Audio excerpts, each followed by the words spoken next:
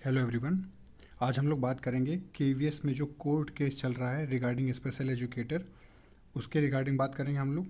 और नवोदय विद्यालय में जो लैब अटेंडेंट जीएसए और एमटीएस की पोस्ट जो पेंडिंग है उसके बारे में बात करेंगे।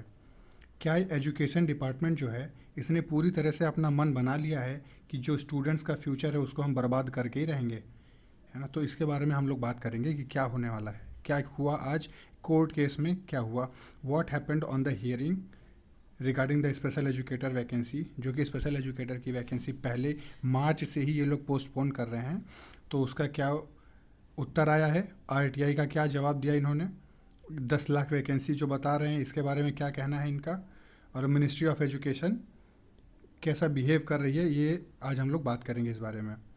तो जो केवीएस, पहले पॉइंट से स्टार्ट करते हैं। केवीएस की जो स्पेशल एजुकेटर वैकेंसी है इसके बारे में आज जो सुनवाई हुई, फिर उसका रिप्लाई ये आया है कि जो केंद्रीय विद्यालय समिति है और नव मिनिस्ट्री ऑफ एजुकेशन है, इसको अभी और समय चाहिए to take further decision on special educator vacancy.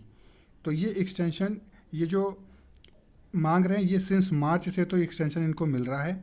और जो इन्होंने डिमांड करी कि इनको फर्दर और अभी टाइम चाहिए, इसके लिए नेक्स्ट हियरिंग डेट भी इनको मिल गई और वो है 15 अक्टूबर 2025।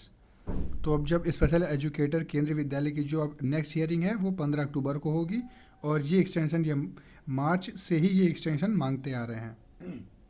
और इसकी जो सुनवाई हो रही है वो दिल्ली हाई कोर्ट में हो रही है। तो ये मिनिस्ट्री ऑफ एजुकेशन और केंद्रीय विद्यालय और जो नवोदय विद्यालय है, क्या ये लोग डिसीज़न लेने के क्षमता में नहीं है ये लोग, है ना? क्या ये लोग बच्चों के फ्यूचर के साथ पूरा मजाक कर रहे हैं? 10 लाख वैकेंसी के बारे में जो बात करी गई है ना, ये तो अभी हवा में टहल रही है वैकेंसी, ऑन ग्राउंड तो कुछ दिखाई नहीं दे रहा है। स्पेशल एजुकेटर की वैकेंसी तो ये निकाल नहीं पा रहे हैं, उसके लिए इनको कोर्ट में 2 बार दौड़ाया जा रहा है, और ऑफिसर्स जो इंचार्ज हैं उनको भी बुलाया जा रहा है कोर्ट में, and they are not taking decisions in the favour of the students, है ना? तो अभी एक बात और भी चल रही है जो कॉमन रिक्रूटमेंट एग्ज़ाम के बारे में है ना? तो कॉमन रिक्रूटमेंट एग्ज़ाम क्या कहता है कि common recruitment exam for teaching and non teaching vacancies. तो ये एक ऐसा होगा जिसमें only one form fill and all the vacancies will be combined so that you don't have to fill so many forms.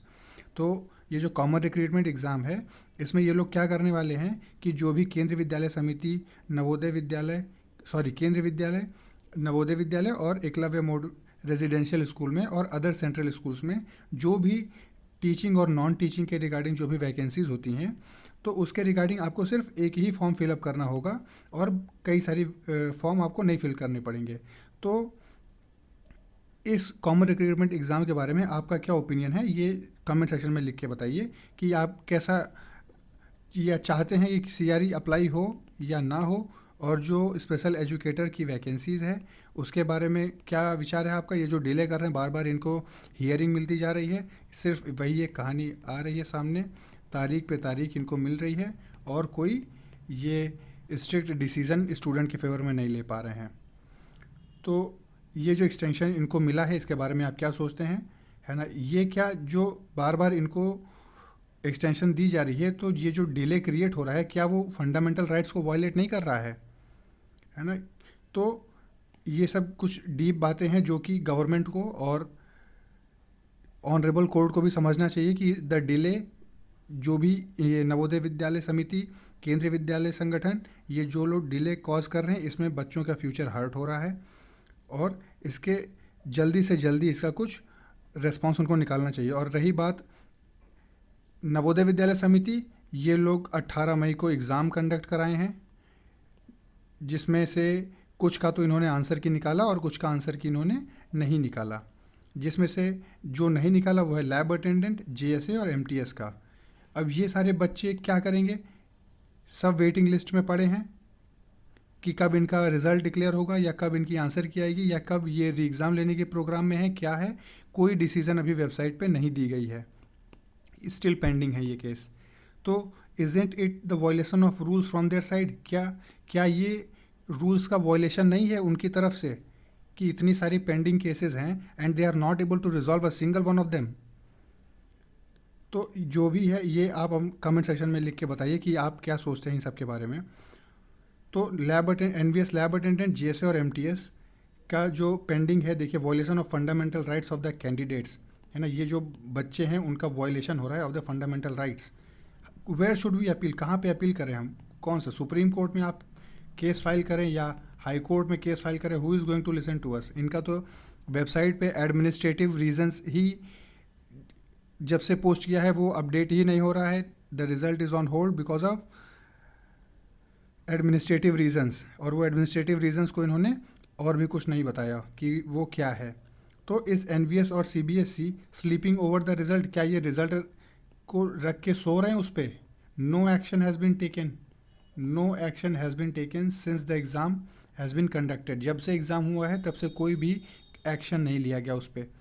वो और ऐसा कौन सा डिसीज़न ये ले रहे हैं कि जो इतना समय ले रहा है ना, ये इतना टाइम कैसे ये ले रहे हैं एक डिसीज़न, छोटे से डिसीज़न लेने में, है ना। जो भी है वो अपडेट करके बताएं, बच्चे जो है वेट कर रहे हैं, है ना। और भी इनको हम मेल किया जाएगा फिर से, ना आरटीआई की प्रॉपर रिप्लाई आ रही है, और जो पीजी पोर्टल पे जो कंप्लेन किए जा रहे हैं उसकी रिप्लाई नहीं आ रही है। कुछ रिप्लाई दिए तो फिर वो कॉपी और पेस्ट कर रहे हैं, सेम रेस्पॉन्स को कॉपी पेस्ट करके प्रेजेंट कर रहे हैं। तो इट इज़ हाई टाइम कि एक बड़े मार्च पे प्रोटेस्ट हो जिससे इन लोगों की जो बंद कान है उनमें सुनाई दे। एनवीएस और सीबीएसई को जवाब देना ही होगा ऑन दिस मैटर।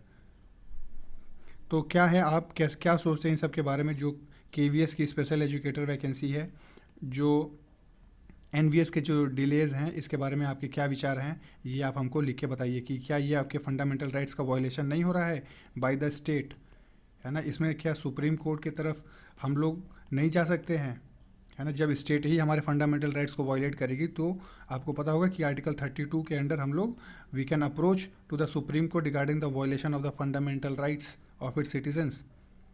तो जो भी आप सोचते हैं ये आपके मन में है वो कमेंट सेक्शन में ज़रूर लिखिए, बताइए, है ना, क्या डिसीज़न लेना चाहिए, उस हिसाब से काम किया जाएगा।